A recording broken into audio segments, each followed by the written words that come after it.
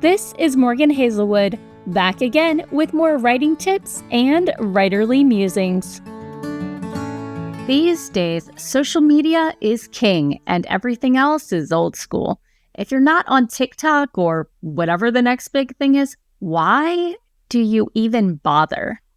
But there's something to be said for creating original content and controlling your own platform. Welcome back to Morgan's video blog with writing tips from the pros and, of course, my own writerly musings. Today, I'm here with should you blog, YouTube, and or podcast? Or as the panel was called at Imaginarium 2022, why we need podcasters, bloggers, and YouTubers. At the titular panel, Scott Cox, JD Blackrose, John Peacock, Sean Burden, and moderator John Pica helped validate a set of activities I spend a lot of my waking hours participating in. So first up, they discussed what purpose does your blog, YouTube, or Twitch channel or podcast serve? Well, it could be one or many of a wide variety of things. It could be to celebrate your own niche. It could be to provide content to underserved niche audiences. It could be to deliver on-demand availability of content. As digital downloads, people can even consume your content when they're not online. It's a way to share targeted messages, and also it's a way to participate in what is right now a completely unregulated market, as opposed to publishing or radio or what have you, as long as you don't infringe on Disney's copyright. So how would you get started? What are your first steps for creating that blog or YouTube or Twitch channel or podcast? Step one, decide on a purpose. Not your life's purpose, just what do you want to talk about? What do you think you can create at least a year's worth of content?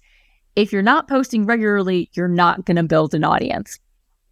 2, do your research. Watch others in your niche or a sibling niche and see what sort of content is already out there and what's popular.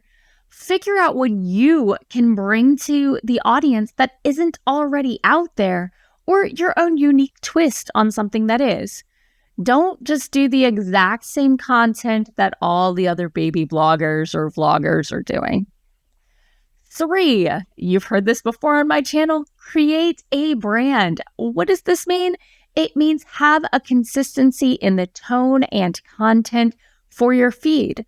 Try not to make it so much of a gimmick you can't maintain it, though. Tip 4, you'll hear everywhere, post consistently.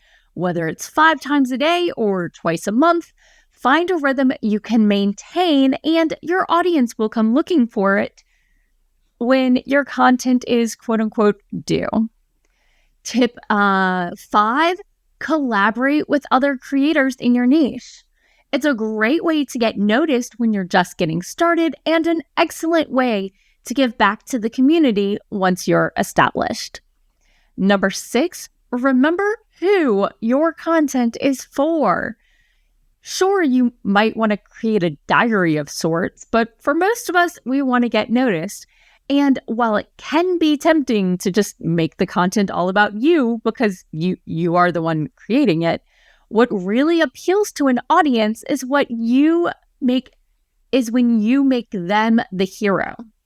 Framing content, even when you're talking about things that you're doing or planning, on how the audience can apply these techniques to their own practices or avoid your mistakes, makes it more accessible.